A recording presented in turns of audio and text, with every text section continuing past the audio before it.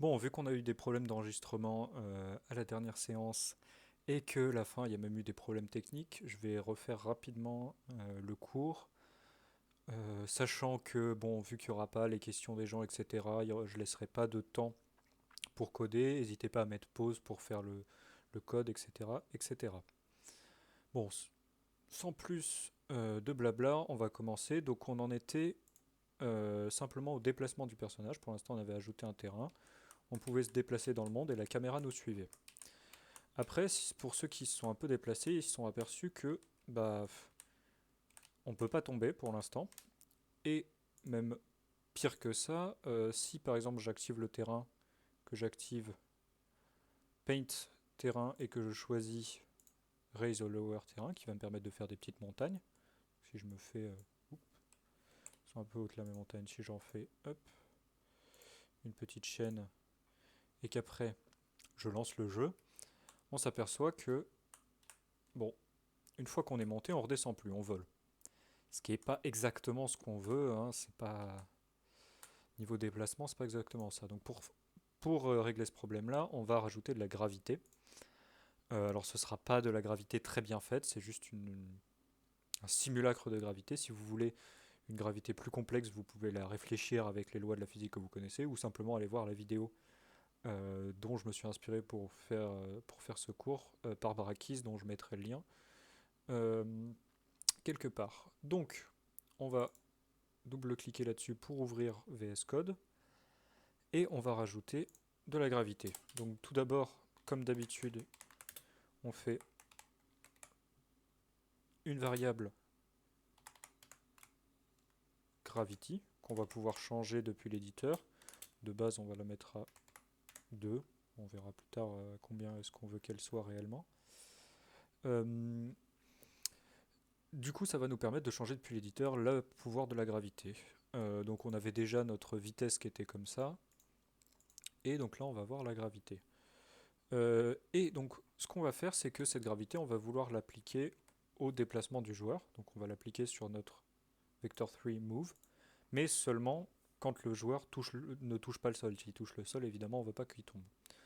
Donc, pour ça, on va utiliser une propriété du character controller qu'on a déjà utilisé. On fait controller point, et là, on va faire is grounded. Is grounded, c'est un booléen qui nous dit si le personnage est sur le sol ou pas. Donc if. Donc nous on veut quand il n'est pas sur le sol. Donc pour ça on va faire un petit point d'exclamation qui veut dire l'opposé du booléen. Et donc si le personnage n'est pas sur le sol, on va prendre move et on va lui retirer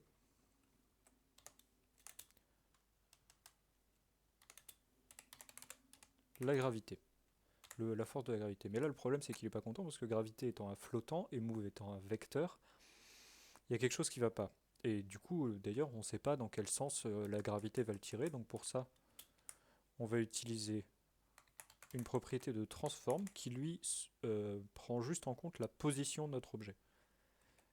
Et là, transform, il a aussi comme info où est le haut. Et donc là, ce qu'on veut, c'est tout simplement aller à l'opposé du haut, donc d'où le moins. Transform up, multiplier gravité. Donc c'est très simple, ça va faire une gravité qui va pas être très sympa à vivre, mais c'est juste pour avoir un ordre d'idée de comment la faire. Donc on enregistre ça, et normalement, on attend qu'il soit content, qu'il ait tout compris, et on lance le jeu.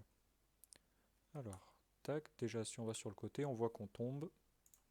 Ça semble pas mal. On va aller s'aventurer dans les montagnes pour vérifier que tout va bien. Et effectivement, on redescend tranquillement. Bon, la gravité s'est ajoutée.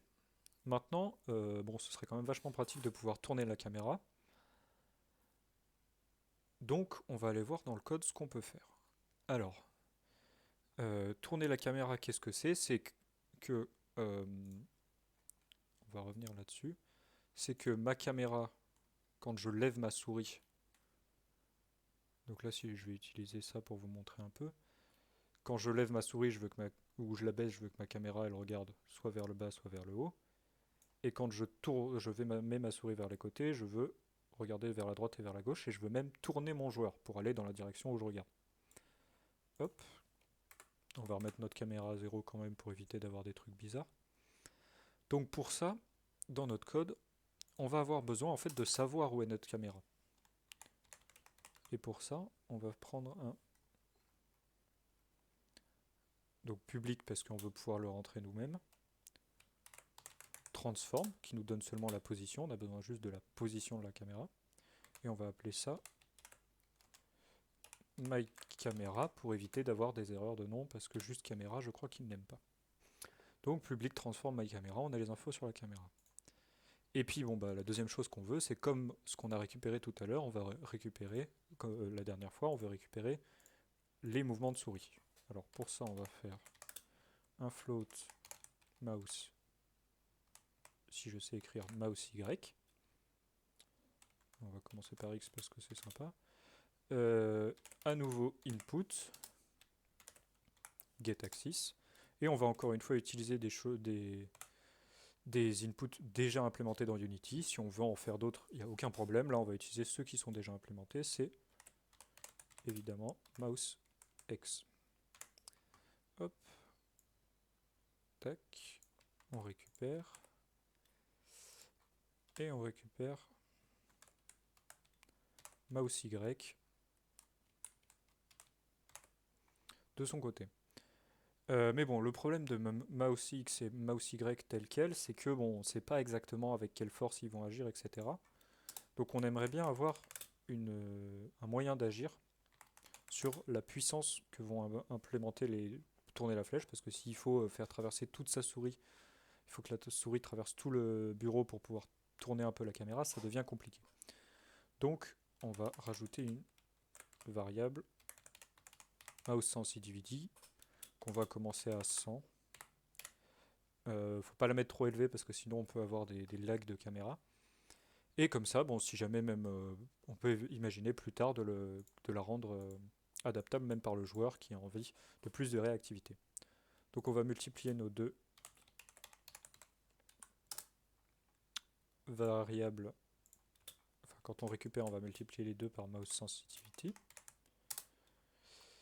Et c'est pas tout, on a encore les problèmes qu'on avait tout à l'heure, donc la dernière fois.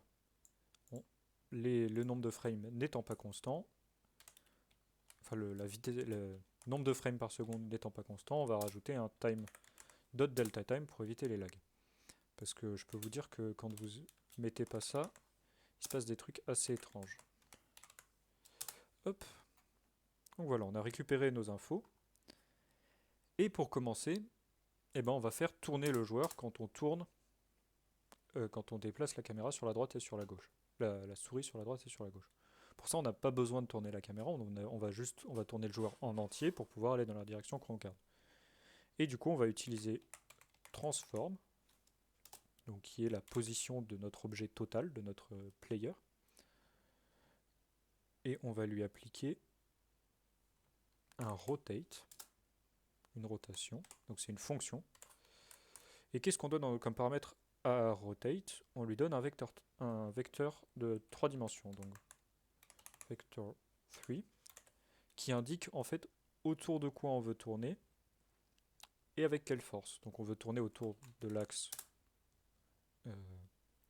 vertical. Et la force, eh ben, c'est tout simplement mouse X. Mouse X, si on veut. Donc on va enregistrer ça, on va pouvoir aller tester rapidement.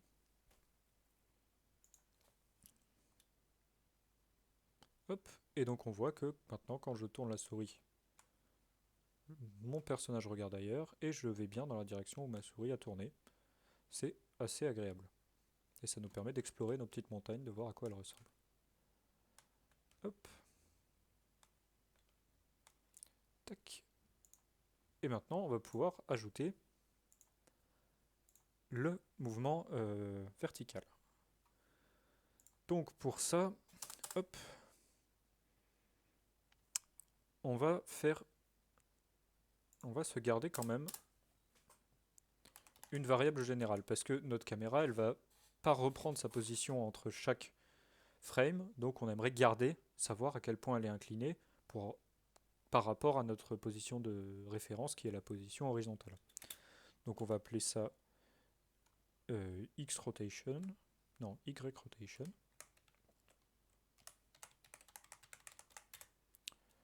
Et par défaut, ça va commencer à 0 évidemment. Donc cette rotation, en fait, on va la mettre à jour à chaque fois grâce à MouseX. Donc Y rotation égale MouseX. Et ensuite, on va l'appliquer à notre position de la caméra. Donc myCamera, dot. Et on a un truc assez sympa qui s'appelle local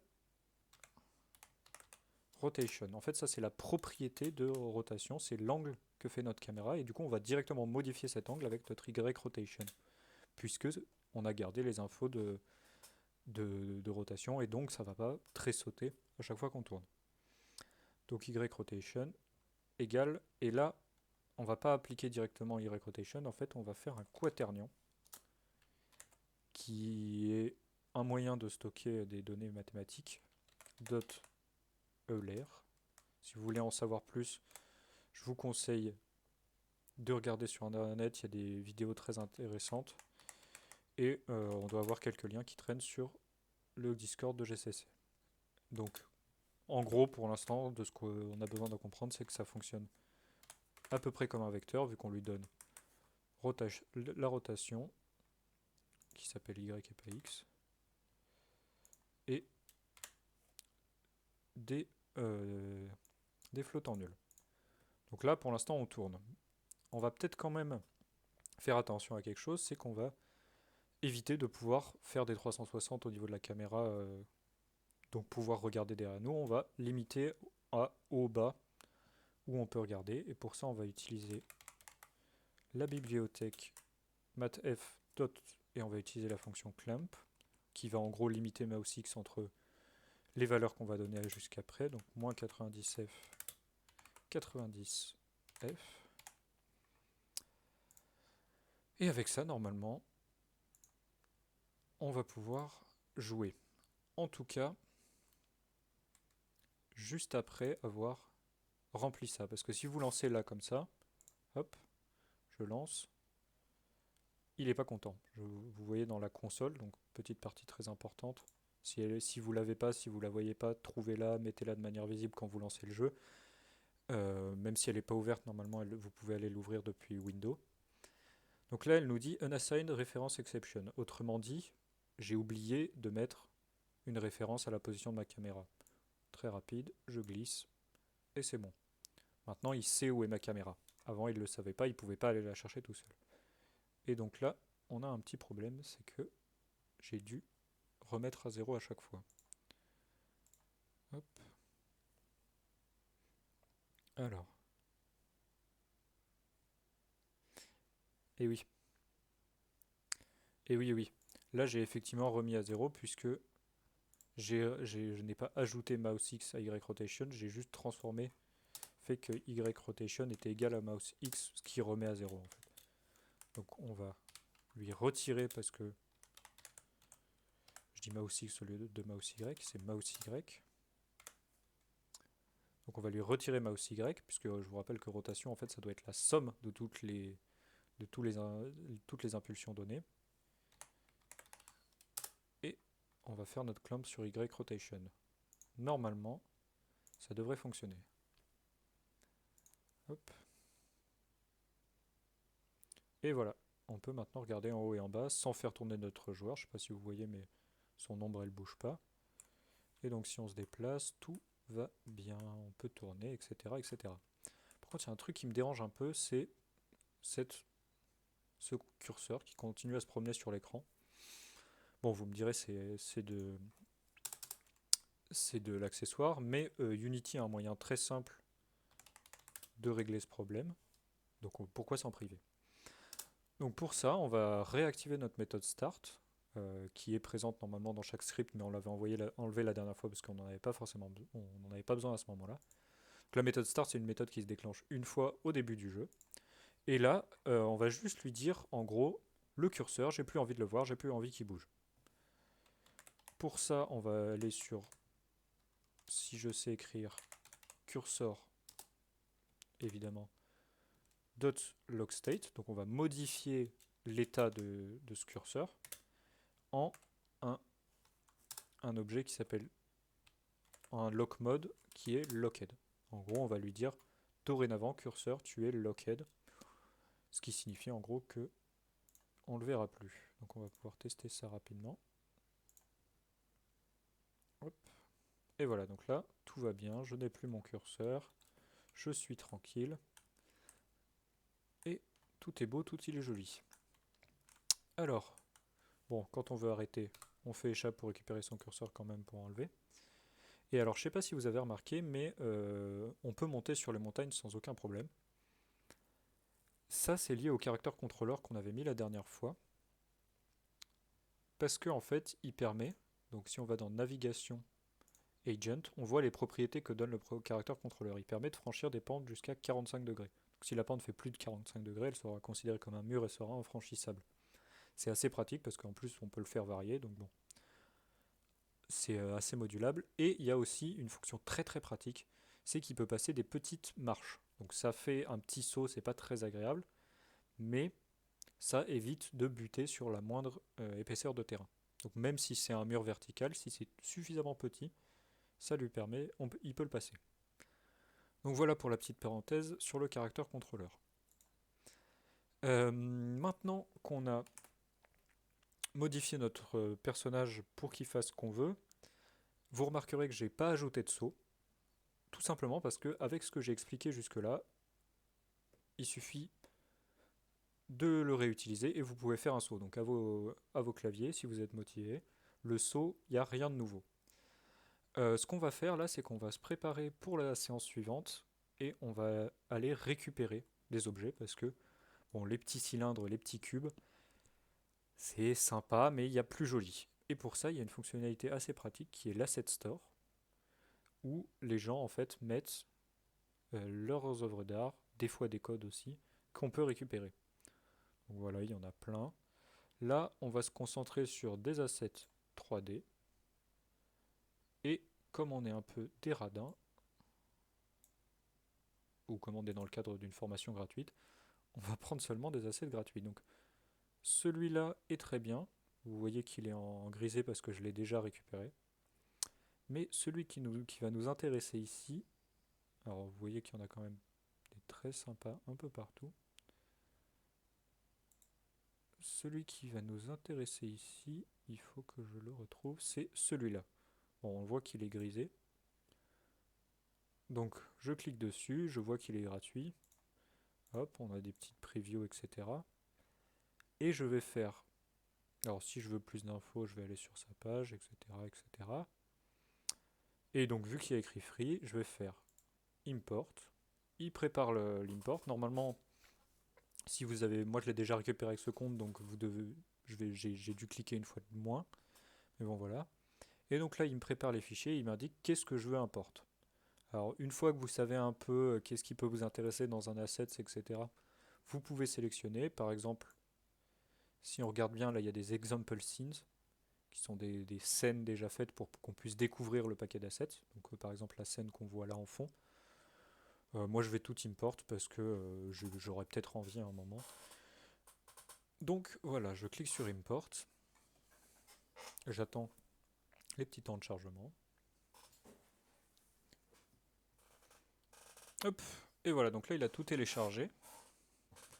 Bon, on voit qu'il y a il y a deux petites erreurs, ça doit venir du package, mais bon, concrètement, bon, un nom inconsistant et un polygone, il sait gérer, il va pas nous poser trop de problèmes. Donc on va revenir dans notre scène, on va aller voir dans les dossiers et on voit qu'un dossier Sci-Fi Styled Modular Park est activé. Donc on va le dérouler et on voit tout un tas de dossiers. Celui qui va nous intéresser, c'est le dossier des prefabs. En gros, c'est des objets déjà fabriqués. Tac, donc il y en a plein. Je vous laisse le choix, la volonté de les explorer, de les tester tous, etc. Moi, pour l'instant, le seul que je vais ajouter, c'est dans les portes. Je vais prendre la porte numéro 1. Je vais la mettre là. Et je vais lui ajouter aussi, si mes souvenirs sont bons, c'est dans Decorative Element. Je vais mettre une petite console parce que on va certainement en avoir besoin.